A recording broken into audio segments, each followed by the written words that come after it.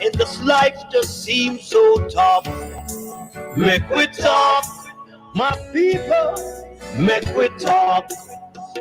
When this town becomes an ugly place, don't let it erase the smile from your face. Make we talk. Good afternoon. Welcome to the Make We Talk program here on WZPP and WZOP, the voice of the Caribbean. We can be heard on 96.1 FM in Miami, 92.7 FM in Fort Lauderdale, 1590 in Tampa and St. Petersburg, I&I Radio, 102.3 FM in Hollywood and North Miami, 105.3 in Port St. Lucie, and 99.7 in Orlando and Lake Mary. This is the program this afternoon. This is a Caribbean program, Make We Talk. The views expressed on this program are not necessarily views on the staff of the management, and the views expressed on this program are not necessarily views of WZPP, WZOP, its management or staff, or the Make We Talk program. I see we're in my good friend, the Prime Minister of St. Vincent and the Grenadines. By the way, it's an open mic day today, so you can call in at 850-446-0562. I hope my good friend can call in and discuss issues with me that is facing, many other Caribbean countries apart from the land of wood and water. The numbers are 850-446-0562. St. Vincent and the Grenadines Prime Minister, Comrade Dr. the Honorable Ralph E. Gonsalves, has made it clear to the Prime Minister of Canada, Justin Trudeau, that he's not pleased with the way how the Canadian government is sidestepping other Caribbean countries when it comes on to visa-free travel to Canada. And I don't blame Dr. Ralph Gonsalves, because anybody who knows the Prime Minister of St. Vincent and the Grenadines, he's a no-nonsense and outspoken individual. And I think that is why I like this Prime Minister so much. He may have other problems that his own people may not like him over. But there is one thing that I like Prime Minister Ralph about, Comrade Ralph, as he affectionately known as, Comrade Ralph. Comrade Ralph don't mince words to the Prime Minister of Canada, Justin Trudeau. Prime Minister Ralph Gonsalves was at the Canada CARICOM summit in Canada a couple of days ago. And he told the Canadian Prime Minister with no uncertain terms, that he doesn't like what is going on. He doesn't like what is going on. And, is as if the Jamaican Prime Minister don't have, to tell Justin Trudeau the same thing. But there you go, a member of CARICOM. A member of CARICOM has laid out his cards to the Canadian Prime Minister when it comes on to his country.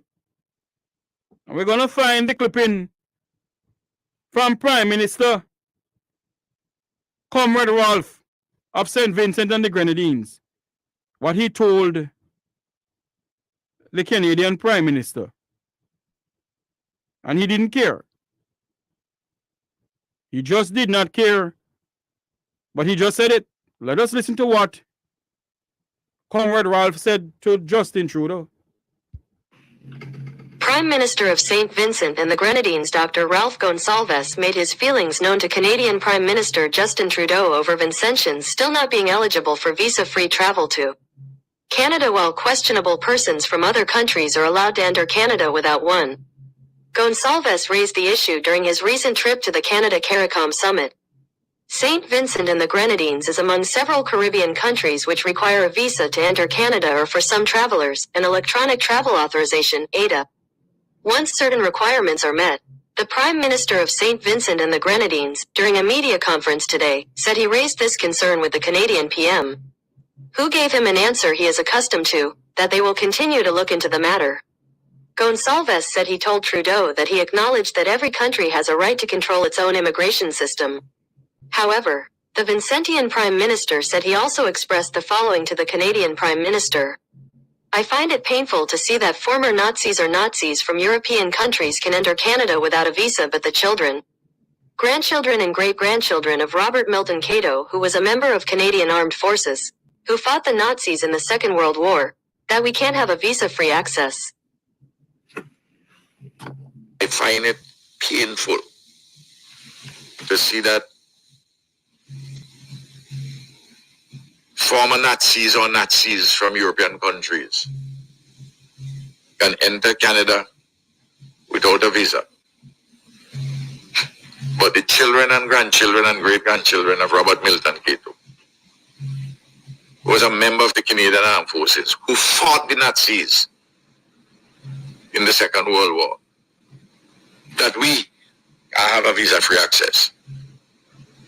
We don't have a visa on which we can get an electronic travel authorization, which helps only about 10% of the population. Approximately. That's the estimate. Or you get your visa in the way in which I applied for mine, in order to go to the summit. I say, surely, if we want to...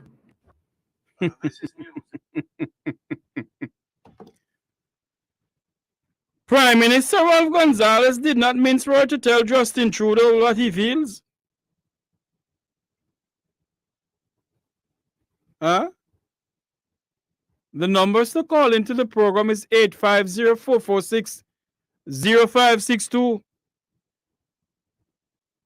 I think Prime Minister Comrade Ralph of St. Vincent and the Grenadines has laid his cards straight to the Prime Minister of Canada, the goodly Justin Trudeau. And, you know, good afternoon. Welcome to Make We Talk. Good afternoon, sir. Good afternoon, my good friend. Yes, I hear you talking about Caribbean Prime Minister. Yes. Begging the Canadians to let you in. What's wrong with what's wrong with the Caribbean? Hold on there. Hold on there a minute. You heard Comrade Ralph begging Justin to let them in? Yes, that's tantamount to what it is. And, Go ahead. And you know why this one perked my ears? Yes. Because Dr. Rowley, Prime Minister of Trinidad, yes, Dr. Keith Rowley, he was begging Trudeau to come fight the crime in Trinidad for him. You didn't see that report? No, I haven't seen that one, is it? Yes, man, that's the one you should have carried. Because Rowley was just visiting him. And he was there talking about how getting around Canada helps to fight crime. You know, the Caribbean black leadership is such a joke. Such a joke. Mm-hmm. Now, in CARICOM, right, we have allowed CARICOM to become just a paper tiger. Well, not even a tiger. Just a paper thing where now and then they want a little spunk. They go and address CARICOM. Jamaica single-handedly has sunk CARICOM and the effectiveness of CARICOM to begin with. The holders administration. Because the GLP from long ago, which, as you know, they destroyed the federation idea of us working together as small states with the same common heritage. We were slave plantation countries, right? So we know that it's our people over there, our people in Guyana, our people in Trinidad, St. Vincent, Suriname, and on and on and on. It's our people. So let me ask you a question. Hold on, you know. Let me ask you a question. So you're saying to me that what Prime Minister Comrade Ralph did Is begging, he went on his knees and to beg Justin Trudeau? Yeah, because listen, first of all, that's a prerogative of the particular country if they choose so to do. And that is what he said. No, there are yeah, but what would have impressed me is as a region, CARICOM, there is 1 point something billion people in Africa, developing countries, with lots of opportunities and cultural affinity between our population in the Caribbean and those Africans, where we can share, just like how the citizens has taken their own initiative. Yes. We have a lot of exchange now privately between Africans and continental Africans and diaspora Africans, Jamaicans, Trinis, etc., etc. But this is something that we can benefit from, right? We already supply Canada with workers to go over there and build their coal country. All right, that's fine. Coal country. Oh. The place coal like ice box. And very race this hostility over there too. You know, in similar fashion to here in the States. Sorry, go ahead. So we expect that these things where we can benefit wholeheartedly. Open another market. Right now, to go to Africa, you have to get a visa. So if you go to the 54 African countries, you have to get 54 visa. And you have to pay big dollar to go over. You understand? So these are issues where we can benefit. We can open up a new trading center with the African countries because we have cultural affinity. What that means, we have similarities in food, in things. I remember I was telling you previously that how the African, there's a virgin of mine in one of the very rich part of Africa, which is the Ivory Coast. And was telling me, listen, man, he's not Jamaican. We need Jamaican businesses to come here.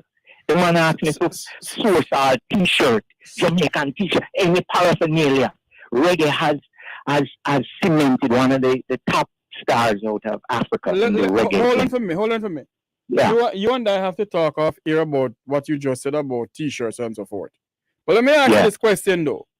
What you're saying, that if Jamaica and other Caribbean countries should open up in a sense to the motherland, Africa. Yeah.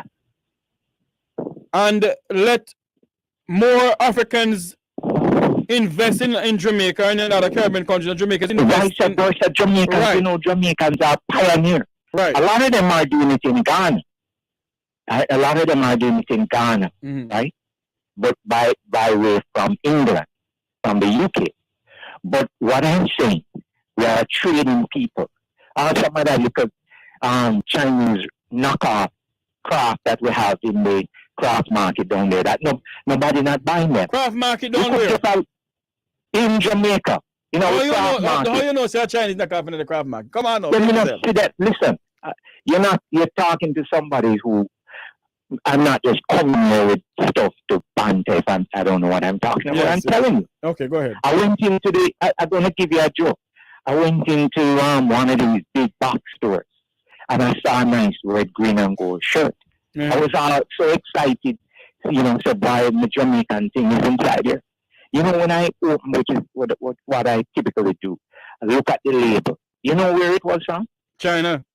Made in China. I'm going to give you another one.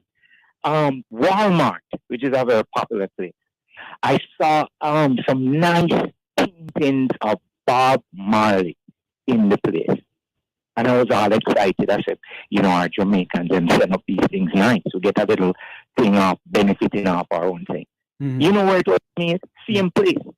And and let me tell you, in Africa, they are complaining, the local artisans and the people who make the nice African clothing, with specific the kente cloth, etc., etc. You know what they're saying happening? The Chinese them now copy the design and everything and go back to China and make it then dumping them on the vendors. You know something too? You know something too? I'm glad you said that a while ago. You know something too? That I find very distasteful and very disrespectful. That neither under Portia Simpson Miller-led administration, they did nothing about it. Under Andrew's administration now, they did nothing about it. The Chinese are allowed to make the Jamaican flag, and that's not the right color of the Jamaican flag, and it's been flown all over the bloody place. The Prime Minister of Jamaica and the Ambassador of the United States and other countries that have Jamaican nationals or wherever need to put a stop into it and provide the right color of the Jamaican flag, because the flag has been flown all over the place, even in Jamaica, with yellow and a hit. Yeah. Well, that's not the right color of the Jamaican flag, and it's a disgrace. No, absolutely not. But you know, the Americans wouldn't allow that. It was their flag. But that is to show us that the leaders of our country don't respect our flags either. No, well, it's even worse because I look at Hope Gardens, right? Hope Gardens, like the only piece of green space we have. That's to the Chinese. And you know what was so insulting to me? And somebody sent me the pictures of a family member, actually. And, you know, you don't want to complain. But I had to say, listen, why are all those foreign symbols marked as in Hope Gardens? Oh, it's the Chinese and this, that. And I do have nothing against the Chinese people and their efforts to go into trade or whatever. That's not a problem. But I know that I couldn't come to Guangdong or Shanghai or Beijing and just go and desecrate sacred spots for them. And our no good government, the same people will look like we, you know. The Andrew one is what we have want you full of adoration and big up and whatnot. And he is not preserving anything, none of them, and practicing on the whole of them. This is what they think of Jamaica. And that's why I said to Jamaican people, you know, we have to keep repeating the narrative. And this is the narrative that I keep repeating when I talk to, especially these ignoramus Jamaicans. The African Jamaicans built that country from scratch. You understand? The women them used to block the rock stone, we build all them roads. It's a long time we have built roads. You understand? So therefore, because you know what will happen, my virgin, just like it happened in Puerto Rico, Hawaii, and all these islands, that they erase us out here, and then they start to give credit to other people. Say, oh, you know, it's a Chinese build Jamaica. Can you imagine that time our bread, our sweat, and our blood build Jamaica under very difficult circumstances? You understand? So we have to, as Jamaican people, preserve, not just come with this argument about, oh, lad, it's pretty, the beach them, lad, and the hotel them. We need to be the owners of the hotel them, our children. You understand? Jamaicans, and I understand, you know, we weren't taught to believe in the ownership, citizenry, real, what citizenry is all about, to defend. Because listen, man, we have to understand the world that we live in now, my brother. Yes. It's highly competitive. Remember, say you had Viking, pirate. Remember, say Jamaica was a pirate island, you know. And we still have pirates, don't Jeffrey behave yourself. Yes. So we have to understand, we have to defend something. We have to come together, we have to stand up. All you Jamaicans in the diaspora, you can't just hear American apple and feel good and feel nice and proud of yourself. You have to stand up and confront the people. And you know something too? I heard you said something yesterday, and I was a bit upset with it, but it's the truth. Before we go there, I must say good afternoon to a very good friend of mine who is on my YouTube channel. Good afternoon, Yo-Yo. How are you? Welcome back to the program. I heard you said something yesterday that majority of these people in the diaspora who have doctorate and film blambarong and dil blambarong behind the name, They only want to have the titles, but they're not doing a thing about what is going on in the land of wood and water.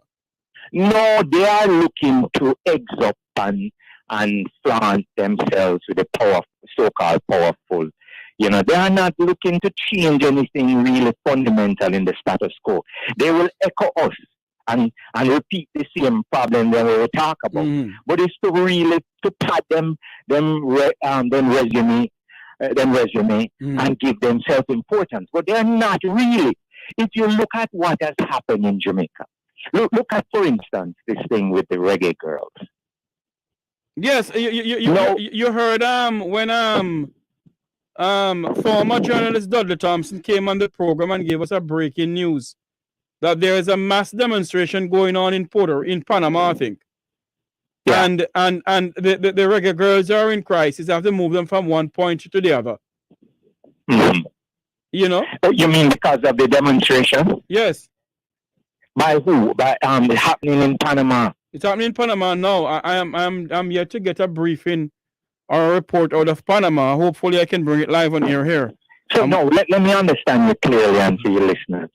Who is the one demonstrating? I don't know. I think it's Panamanian people demonstrating. Oh, Panama, okay. Right. Because, but the economic situation over there. Right, but the reggae girls are supposed to be playing a game there. Oh, so they got stuck in there. Apparently get stuck in there.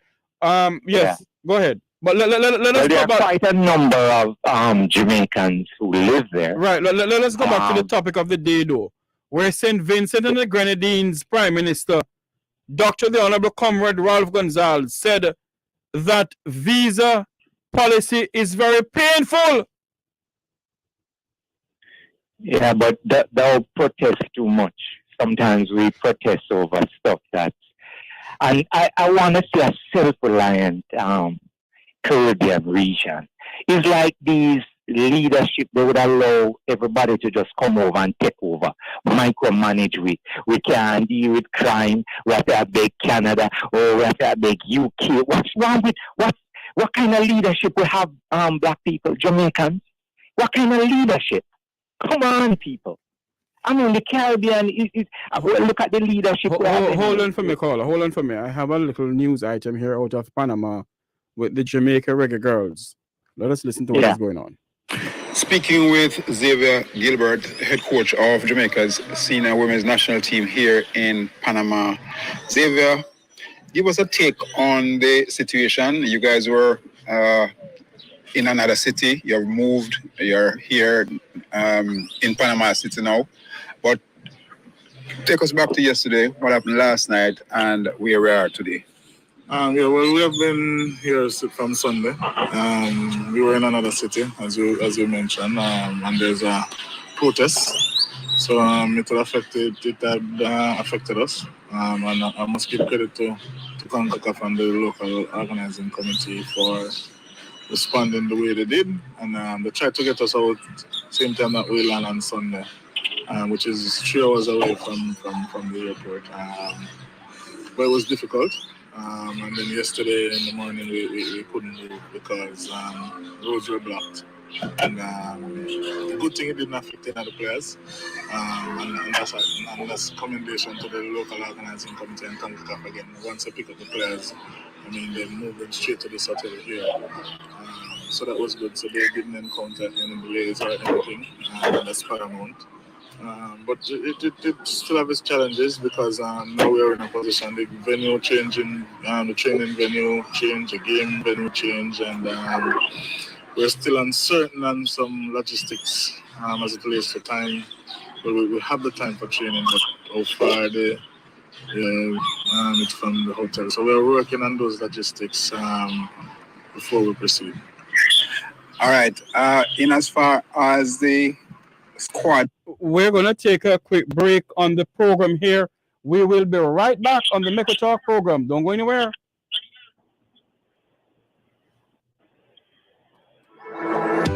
You're listening to WCOP 7 LPFM.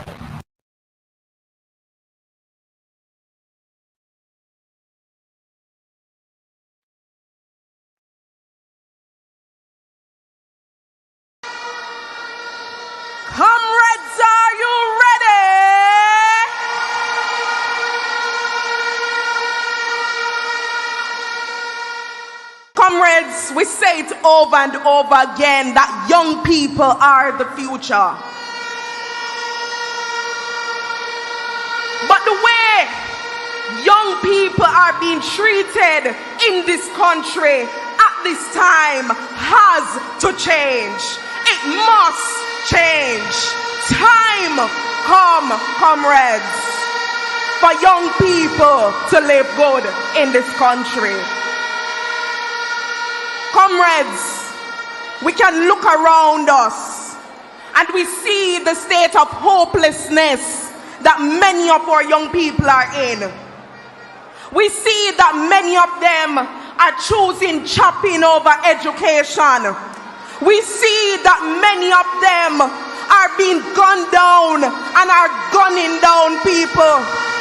We see that many of them, they can't afford the school fee, so them just stay at home. We see that many of them are being choked by the high cost that they have to be paying back to SLB. And many of our young people in this country are feeling hopeless. But comrades, I'm here to tell you today that there is hope. There is hope, and it resides within the People's National Party. The PNP has always stood with young people. We stood with young people when Manley gave them free education. We stood with young people when PJ Patterson gave us path and modernized our trust. We stood with young people when Portia Simpson Miller gave us the Sports Development Foundation so young people can advance in sports. And comrades, so it was in the beginning, so it shall be in the end. Time come, comrades, and under our leader, Mark Jefferson Gold. Honorable PM, do you think it's time for PAYE tax-free threshold to be adjusted? It is something that we are reviewing. We are indeed looking at it, having made all the adjustments with the compensation review, considering inflation, considering where we are in the economy. Yes, it is something that we are considering. Just to give the assurance to the Jamaican people that when you talk about a Jamaica Labour Party government, you're looking at a government that first of all wants to keep taxes stable, and then as the opportunities present themselves to reduce taxation generally.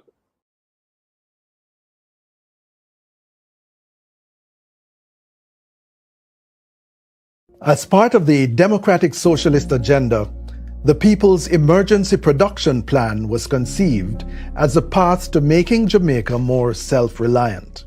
The idea was to encourage Jamaicans to consume more locally grown and manufactured goods, while at the same time expand the sectors of local production.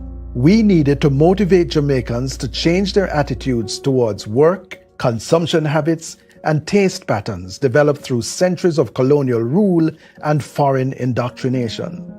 The overriding objective was to locally produce the maximum amount of goods and services consumed by the masses to minimize the need for foreign exchange. There were 6 major focus areas for the production plan: agriculture, eat and grow local; manufacturing, produce and consume locally made goods; construction, utilize local building materials like natural woods; fuels and energy, focus on solar, water, and wind energy rather than oil; manpower and employment, educate and train a world-class workforce; foreign economic relations, build international relationships with like-minded Eastern European and Third World countries, as well as strengthen relations with China.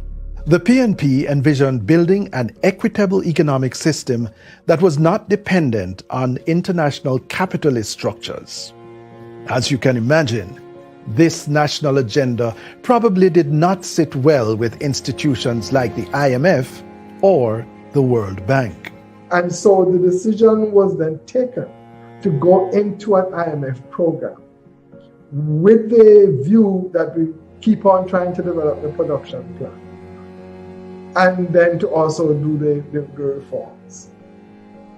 That didn't work, and to be honest with you, objectively, it couldn't work. Because once you are in the IMF program, that's it. You can't find a way around it and through it and so on and so forth. Miami.edu. That is WBELIZAIRE at Miami.edu. For more info, hit us up.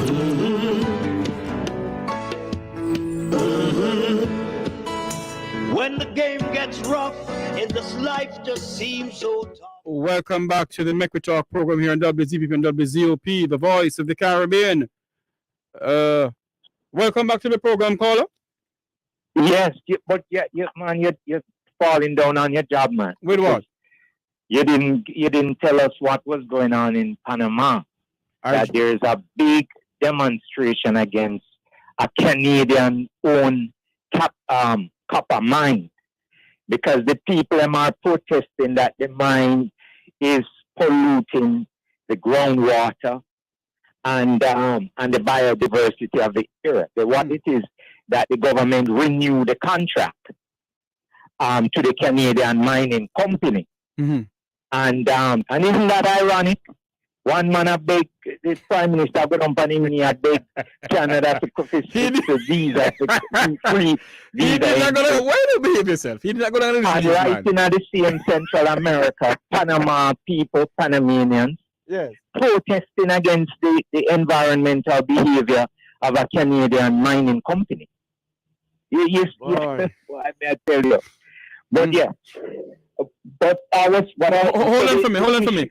You got that news that, you know, and tell me some more about it, because I haven't gotten it as yet. So tell me some more about it. So essentially, it's a massive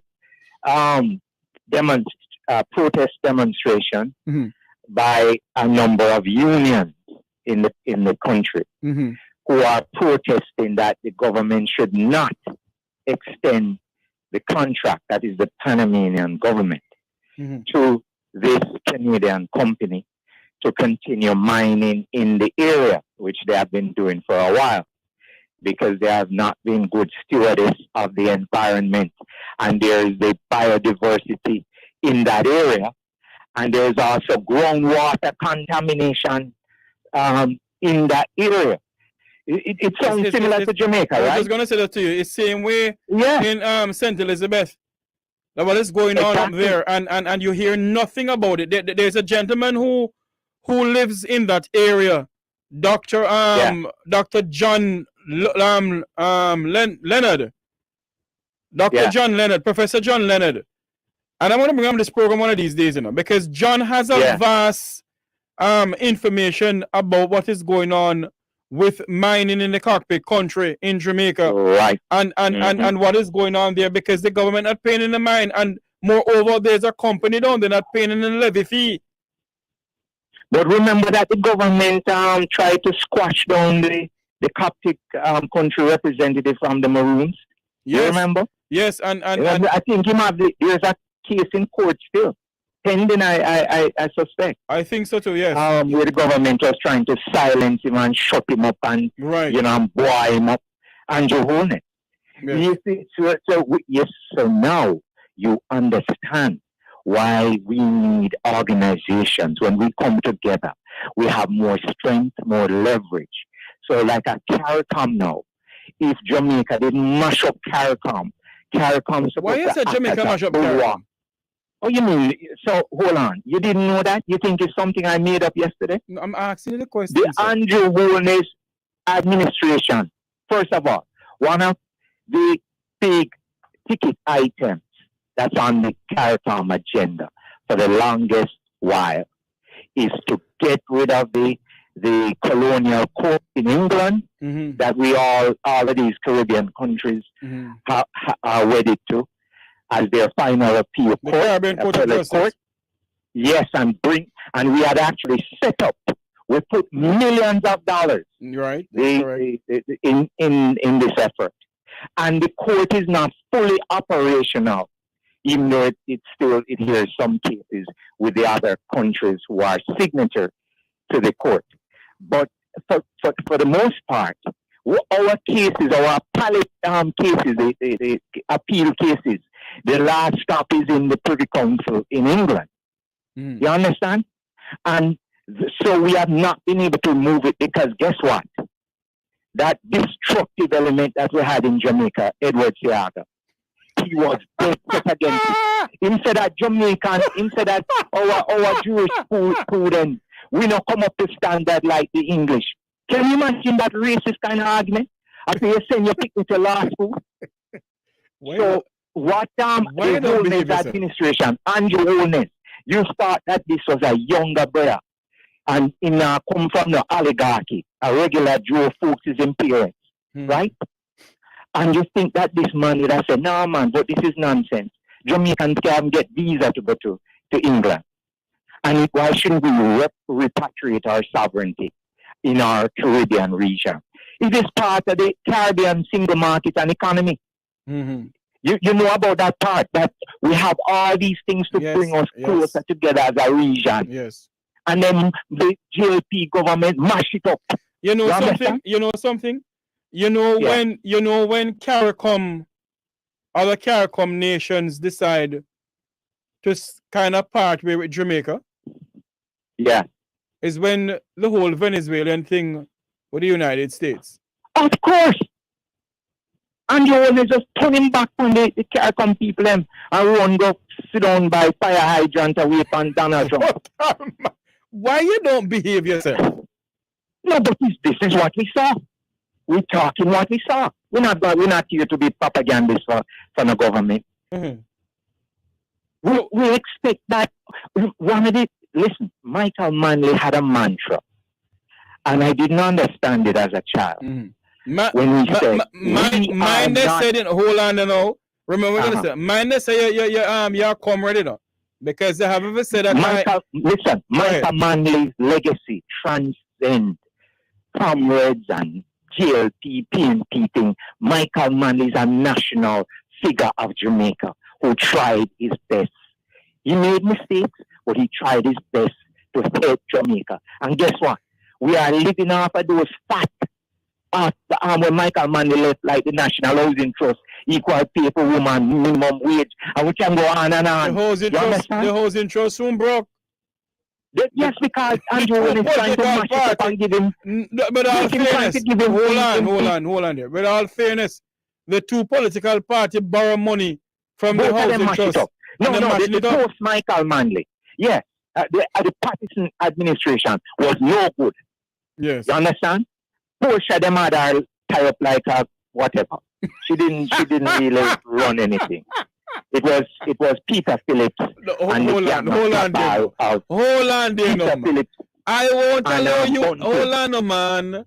Yeah. I won't allow you to be saying Mama Peace, whatever. Come on, no, man. Well, no, but it's true. She wasn't effective. She didn't do it. She didn't achieve much in she didn't achieve nothing. She said she'd have changed the come off of the British nonsense. She didn't do one thing. It's all empty. Listen, man. The whole of them did it. Edward Seaga said it. Michael Manley said it. PJ Patterson said it. Bruce Golding said it. All of them said it. Every single one of them said it. What? No. Michael Manley was the only one who actually took steps to change it. First of all, one of the things that Michael Manley did, because he didn't have the parliamentary support of the opposition, because to change anything in the Constitution, you have to get 2/3 majority. So one can't do it. You understand? You don't have the votes in the House. So, but one of the steps that Michael Manley did to bring back dignity to Jamaica was to change the pledge of the oath that we took. So instead of swearing to this colonial person in a faraway country, what changed it. What was it? What they used to say? They used to say, "Our Majesty and success is according to law," and the order said Michael and this, that. Mr. Man, oh my gosh! No, I man. used to go to a lot of functions. What they always say, no. I pledge allegiance to the Queen.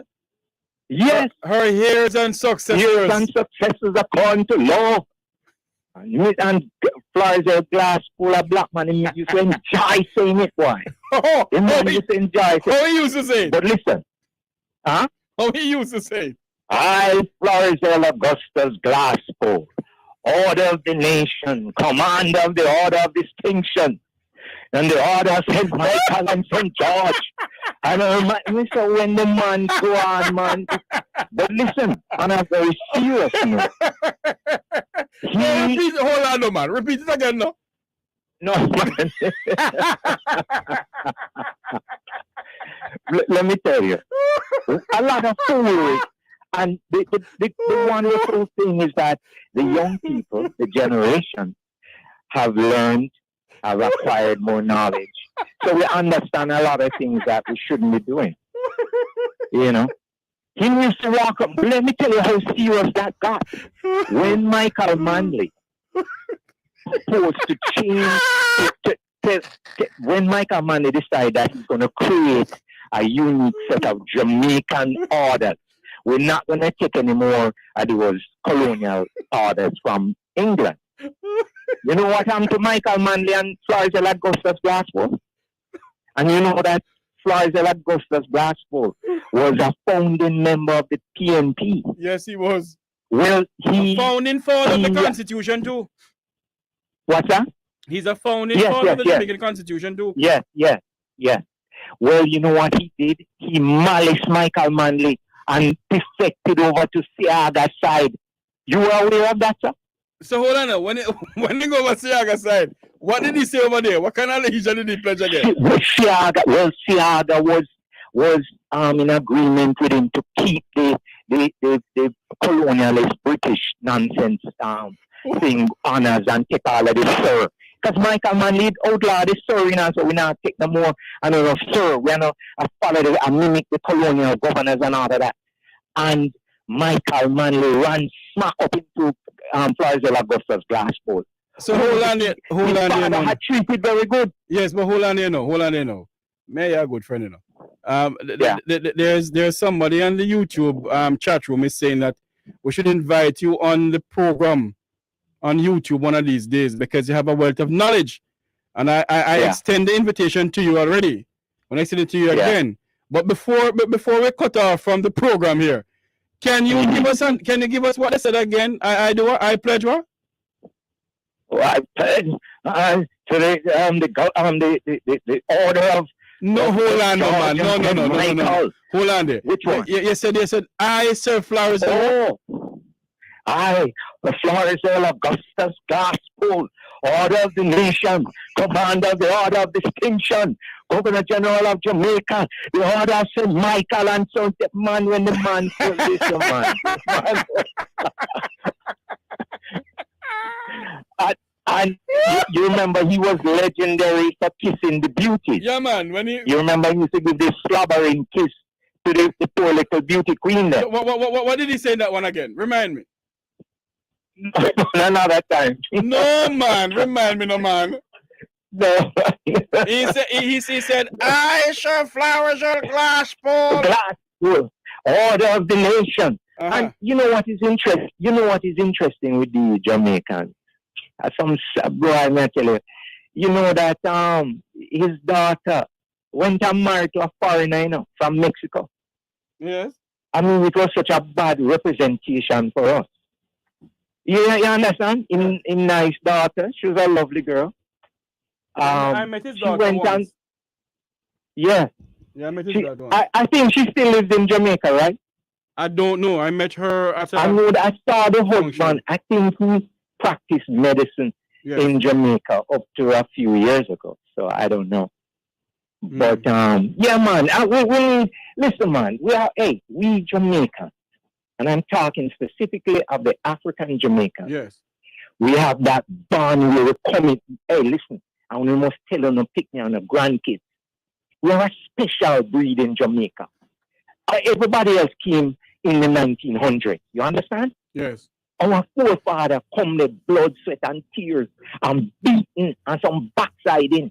You understand? Mm-hmm. And we have to fight for smartization in Jamaica. You understand? To this very day. If we don't stand up, they'll push us right out. Because you see who they promote. Remember, so when I was a child growing up, I used to see the bare-breasted white women in the Jamaican newspaper. Mm. Can you imagine? in an African country.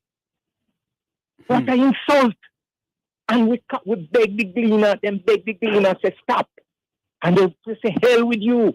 You understand? So we Jamaican African people, we have a special banner. We have to look out to one another and carry the spirit no matter where, when, how. You know, you know what I keep on saying, and I don't know why I go down that road. Where is the spirit of Nanny of the Maroon? Where is the spirit of Paul Bogle, Marcus Garvey, Sam Sharp, George William Garden, and all our national heroes, Taki? Where is the spirit of those people in us today? Because we sit down in our country and we accept anything that is thrown to us by the two political parties. Where is the heroes of the Caribbean countries? The heroes of St. Vincent and the Grenadines? The heroes of Trinidad and Tobago? The heroes of St. Lucia? The heroes of Barbados, Bahamas? Where are the heroes? Belize. We sit down and accept anything that happens. Well, if you look at African history, it will tell you the answer. Because remember, all those riders for us, who fought for us, who ride for us, yes, what happened to them? They kill them, and then they install a set of bootlicks into place that exists right now, today in Africa. So you have to understand that that is what they have done in Jamaica. They have dumbed it down. You remember the effort they used. Look at Michael Manley is a soft man. And look at the effort they used to get out Michael Manley out of office. And what was Michael Manley doing? I remember as a child, how we used to have helper, that when Michael Manley create a minimum wage for the helper, all hell broke loose. Yes. As if the helper wasn't supposed to get a decent little change. Little change. I remember because in my house also, I remember Michael Manley said the helper them must, you can't work the people them like slave. Our people, they look like we. I see we people them. But you're so vexed that, oh dear Michael Manley. You know what they said to Beverly Manley? When Beverly Manley decided to look like the Jamaican masses, natural in our yes, hair, in our Afro hairs, yes. Beverly Manley said that she got some hate mail. So you should be ashamed of yourself carrying your hair like that. So how dear Beverly Manley to go in our natural state against this handsome brown man, Jamaican white. Speaking about Michael Manley. So you got to understand the mentality. When that's how Michael Manley, because remember, Michael Manley was from the gentry in Jamaica. So they had expected that Michael would have just carry on with the same way how Jamaica was. But Michael Manley couldn't. And that was not because of Michael Manley was very brave, but because of the pressure from forces in Jamaica, like let me ask you this question because we're going to wrap up now. What do you think about our former governor generals to this present one? The former governor general, you're talking about Howard Cook? No, all Jamaica's former governor generals compared to this one. The governor generalship is a patronage job. You understand? It is given to this gentleman because he was representative of the largest church in Jamaica, which is the Seventh-day Adventist Church. So the political directorate had an eye to get that support from the Seventh-day members. Because remember, the church vote in Jamaica is very big enough. If you make the church have your right, you can't win elections. And so hold on here. So that is why these pastors can get into the brain of the people because of the political elite of the country? Yes. In fact, one of the attributions of Seaga winning in 1980 was a very clever thing that Seaga and his handlers from overseas did, which was to align Seaga with the church. You remember which pastor was aligned with him, with church? Remind me now. You remember the Deliverance Center? Oh, yes. Remember Harold Blair? Yes, that person there with the Jeffrey behavior self. Yeah, I remember that is a massive evangelical movement. And one of the things that they used to garner those church votes was that Michael going communist. And when Michael go communist, the church then cannot operate. So you got to understand the connection why the Holiness administration chose this obscure gentleman. I saw a video going around a couple of days ago with the Minister of Culture, and I won't call the other person's name because the other person's name is very close to me. At a revival 61, whatever they call it. And believe you me, I call Wilfred Radigan and I say, Ratty, you remember the song that the Prime Minister sing at the 61 Jamaica independent in halfway through? He said, don't you trouble Zion. I said, look there, you better leave them alone, Ratigan. Don't you trouble Zion. Yeah, but what Andrew is doing is borrowing a page from Siaga's book. And it's working fine for him. You remember Capo? Yes. You remember Capo? Do you know this name? Bamba. Dr. Bamba. No, you remember that name? I heard that name. I've never met. I don't know him. I have heard that name before. that he's supposed to be a Lebanese psychic man who, I don't know if you remember, if you were in Jamaica, when they decided that they were going to raise Annie Palmer bones. You think it's true? It was broadcast live on GBC television. Listen to me. You didn't know about it? Hello, you and I have to talk off here with this because I don't have enough time to leave. So let me ask you this last one. Do you remember at Jamaica House? Yes. Where Siaga had Capo set table to the spirit. You weren't in Jamaica? And we didn't big wrap up on the Jamaica House lawn. And singing the song, don't you trouble Zion, Zion alone. Politicians, they understand the anthropological connection between culture and winning over people. And on that note, my friend, thank you very much for calling once more. Thank you very much for your indulgence. And man. Enjoy the rest of your day. Yes, thank you very much. Just a reminder to our listeners and viewers on the Make We Talk Jeffrey Tavares YouTube channel that the Make We Talk program, Sunday, October 29th at 11 a.m., 10 a.m. Jamaica time, will be having a Jamaica and South Africa Security Forum. Our special guests are former Interpol Ambassador to South Africa, Andy Mashaili, retired FBI agent, attorney at law, talk show host Wilfred Radigan, Herb Nelson Jr., security consultant of the Institute of Caribbean Studies, Lieutenant General or General Godfrey Lebia